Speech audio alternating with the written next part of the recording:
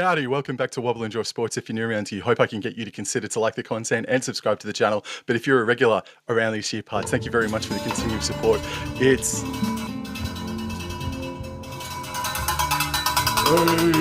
Hey, they want to get into the spirit? What are you doing? What do you mean? Can you not see that I'm trying to record? Listen, I'm in the mood to play a little bit of poker, maybe a little bit of blackjack. What do you reckon? I'm in the spirit too, man, but can we do it later, please? Are you serious? Fine then, you know what? Go fish.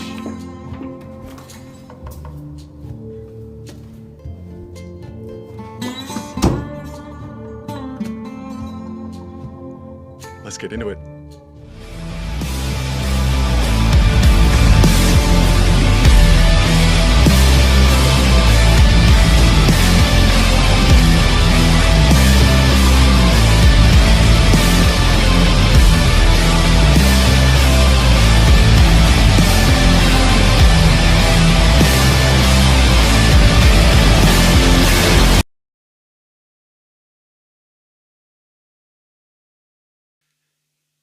The 2025 Las Vegas Games kicks off with Wigan versus Warrington at Allegiant Stadium, and it kicks off at approximately 10 to 8 in the morning. Check your local listings for your time. I think it's even 10 to 9 down in New South Wales, but we've got Wigan versus Warrington. That is the first real fair dinkum first grade game at Allegiant Stadium on Sunday morning here in Australia.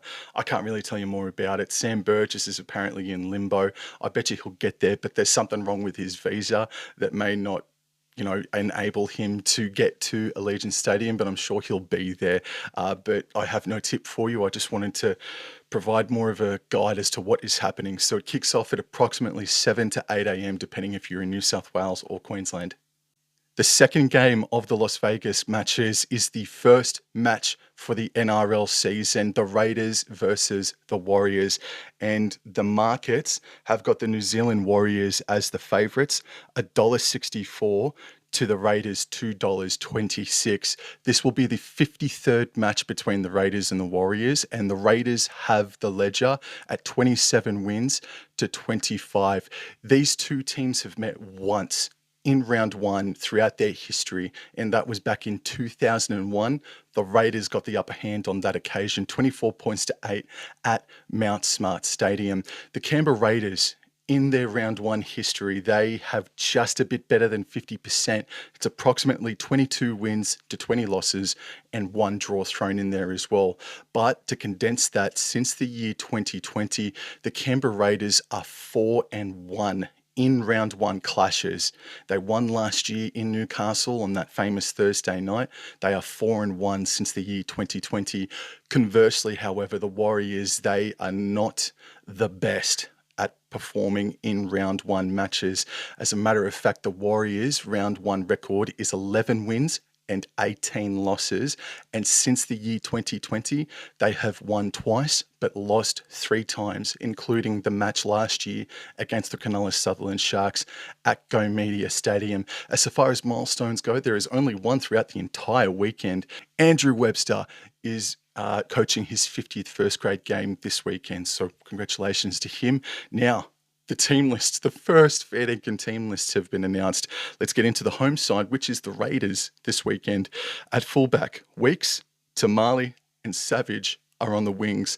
Hopewade might have been there, but he's anticipating the birth of a child over the next couple of weeks, so safest of births to Hopowade's child and the rest of that. But Tamale, what a way to... It's not your first grade debut. He has debuted before, but wow, what an arena for this young man to be in. Then we've got Timoko and Sebastian Chris as the centres. I think that is a really solid centre pairing, maybe an underrated centre pairing in some eyes. The halves pairing is Strange and Fogarty. Now, the forward pack, Horsburgh and Tarpany are combining to start in the front row, with Tom Starling starting in at hooker. Tarpany and Horsburgh have not played any trial matches, and they're starting in the front row. That's a mean-looking start. And then we go into the back row. We've got Young Hosking and Smithies. Now, there's been some controversy with Young and Smithies. They wrestled in an elevator and accidentally hit the emergency button while they were holding an inflatable hammer. Like, it's Las Vegas. What stays in Vegas stays in Vegas. This is a real nothing thing, and I didn't really think it needed that whole apologetic scene earlier on today or yesterday. I think that it's been over the top by everybody. Just let them be. And then we've got the interchange bench. We've got Owen Patty making his first grade debut in jersey 14. Or we got the nod in front of Danny Levi. Oh, that's a massive statement from Ricky Stewart. That's massive. Simi Sasangi, Josh Papali'i, and Atta Mariotta are in there. Surprising that Trey Mooney was not in the 1-17. He's been named with jersey 19 on his back, but anything can happen between now and then. But that is a massive statement. Owen Patty getting his first grade debut this weekend. We've got now the Warriors, the away side, the favourites. We've got Chance Nickel-Klukstar, Toa Piki, and Roger Tuivasa-Sheck as the back three. I love that Toa Piki is in the side for the Warriors. He is going to be the catalyst, in my opinion. I think he's going to be the main reason if the Warriors make or don't make the 8 in season 2025. The centre pairing is Ali Liatawa and Adam Pompey. The halves pairing is Harris Tavita and Luke Metcalf. Oh, I've got to look further into it, but the forward pack, James Fisher-Harris, Wade Egan, and Mitch Barnett. Last season, it was Fanua Blake and Barnett. Now it's Fisher-Harris and Barnett. That still can lay claim to being the best starting front rowers of the entire competition.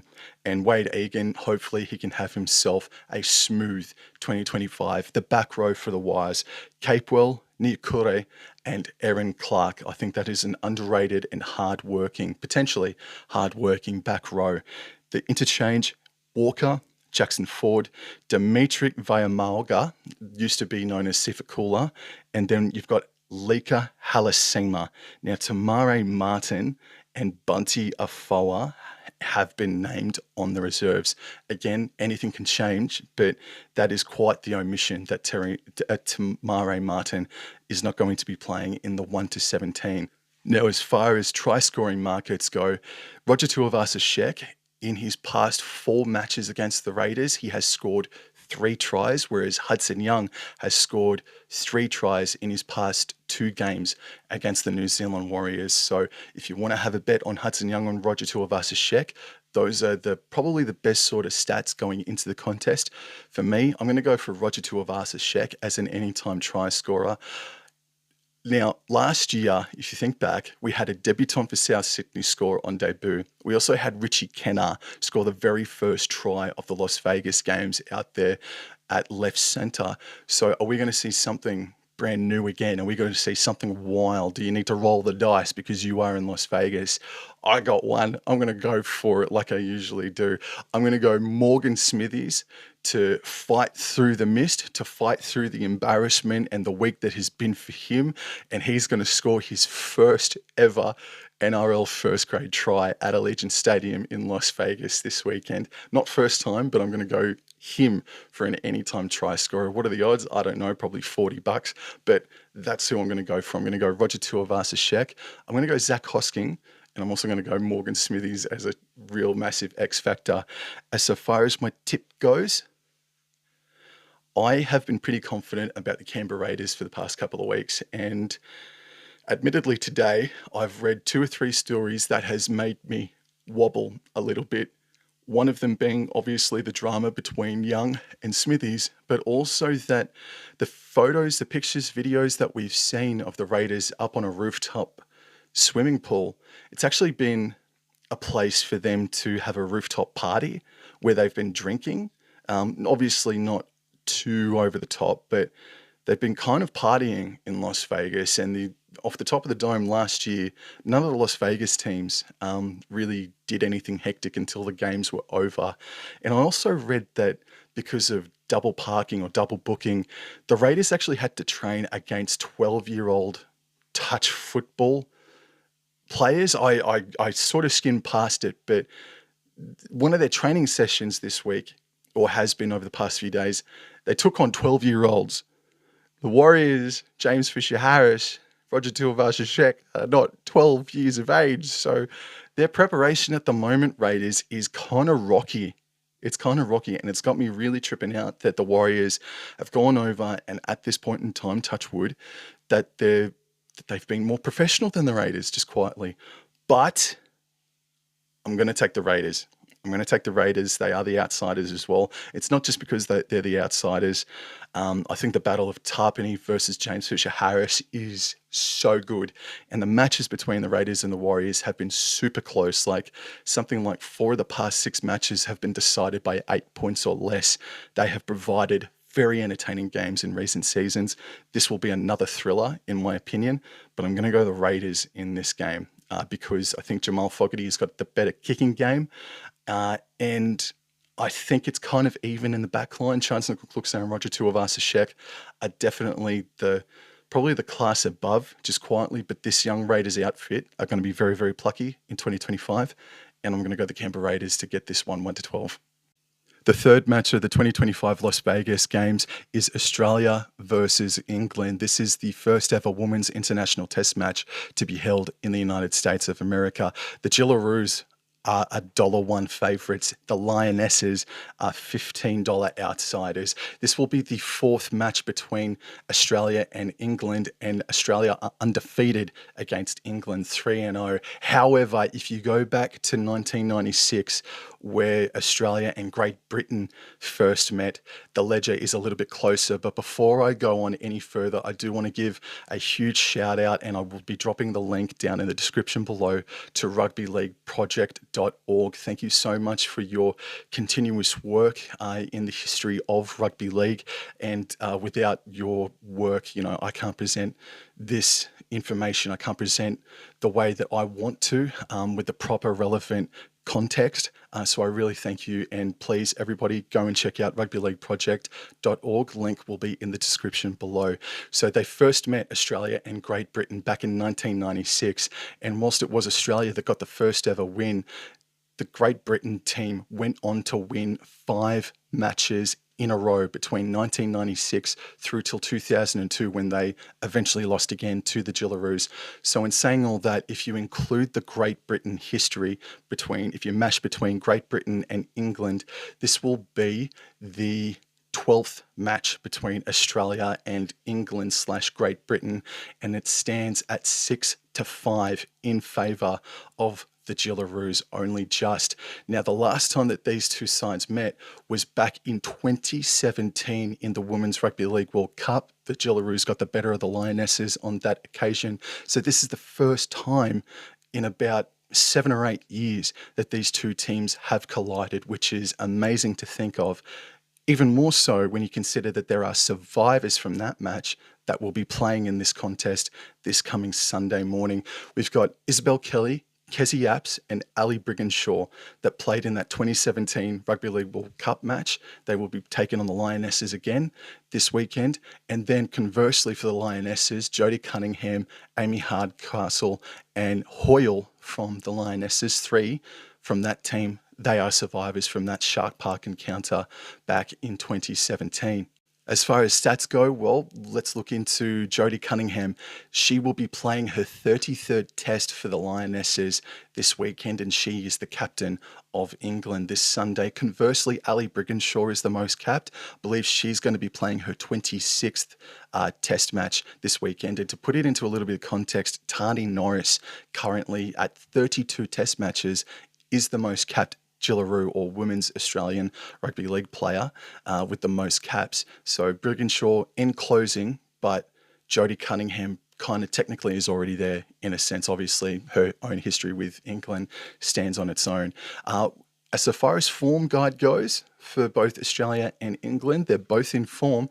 Starting with England, since 2018, they have won 13 of the past 15 matches, currently on a 4-game win streak, and they have kept their opposition to nil in all 4 instances. So they're in form defensively, but they're also piling on the points as well. The Gillaroos are a little bit more dominant than that. Since the 2017 Rugby League World Cup, they have won 20 of the past 21 matches. The only loss coming a couple of years ago to the Kiwi Ferns in the Pacific Championships finals. So the Gillaroos, this current iteration, or at least from 2017 to now, this is the golden period. This might be the golden era for the Gillaroos, and they finally have a blockbuster worthy stage other than Old Trafford. They're playing in Las Vegas. They're playing at Allegiant Stadium.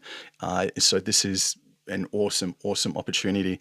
Now, so far as team lists go, now squads have been announced, but team lists have not been announced. I've looked over the squads. There is a lot more continuity between the Gillaroos rather than the Lionesses. There are more debutants to come and be blooded in that Lionesses squad this Sunday. But just looking into, we'll go through the Australian squad, looking into the Gillaroos squad. So our captains are Ali Brigginshaw and Kezi Apps, Taryn Aiken, Brown, Clydesdale, Davis, Dodd, Elliston, Olivia Higgins, Keely Joseph, Isabel Kelly, Kernick, the Dahlia Medal Player of the Year last year, Shannon Marto, Mahalia Murphy, Tiana Penatani, Julia Robinson, who has gone absolutely ballistic in the try-scoring stakes. I believe she scored 6 tries in the Papua New Guinea game last year, whereas conversely, the only cowboy inside this Gillaroos team, Jakaya Whitfield, scored 5 tries in that Papua New Guinea game last season. Tamika Upton is in there, like, whoa. Sarah Togatuki, Samaima Taufa, and Jess Surgis. So that is the Australian Gillaroos squad for this Sunday. And I cannot wait to call this contest with Jag. Obviously, I'm putting my heart and soul, my tips, my money into the Gillaroos this weekend. And I cannot wait to see how this test match goes for them. Come on, the Gillaroos. The final game of the Las Vegas matches kicks off at 2:30 p.m. New South Wales time. The fourth and final match of the 2025 Las Vegas Games kicks off at 2:30 p.m. Queensland time. Check your local listings for what time it kicks off in your area. It is the main event, Penrith Panthers versus the Cronulla Sutherland Sharks. And the odds are the Penrith Panthers are approximately $1.63. The Sharkies are $2.28 outsiders.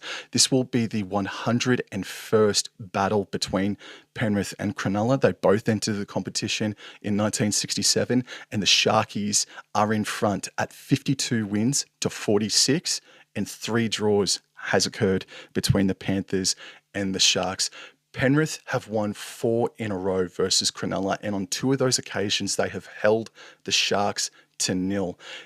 Now, since 2020, so far as round 1 form goes, the Panthers are 3-2, but they've lost 2 round 1s in a row last year, including that game against Melbourne down at Amy Park. But since 2020, the Panthers are 3-2 in round 1. For the Cronulla Sutherland Sharks, they're a bit worse off. Since 2020, they are 2-3 in round 1, and they got that second win last year against the New Zealand Warriors. Let's go into the team list now, and Dylan Edwards was a bit murky there for a moment, but Edwards will play at fullback. The wingers, Casey McLean and Paul Alamotti. Unfortunately, Brian To'o has gone down with a hamstring injury, which is pretty advantageous for the Sharkies. The centres, Luke Garner is going to be playing in the centre role. Oh, geez, Struth. And Isaac Tungo. Jack Cole and Nathan Cleary will be the halves pairing. The forward pack, Leota, Smith and Mitch Kenny. The back row, Sorensen, Martin and Isaiah Yeo. The interchange reads Dane Laurie, Isaiah Papali'i, Matt Eisenhuth and Luron Patia, with Brad Schneider in jersey number 18.